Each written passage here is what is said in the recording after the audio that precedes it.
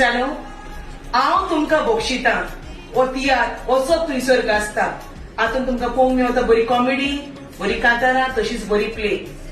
Everest दी आरांबोल आनी comedian अविना तुमच्या मुखार आतां घेवन येतात मारगांवच्या शारान, जो जातलो GBN हॉल, मारगांव, सांजेच्या 3:30 वरार 4 तारखेर फेब्रुवारीचे.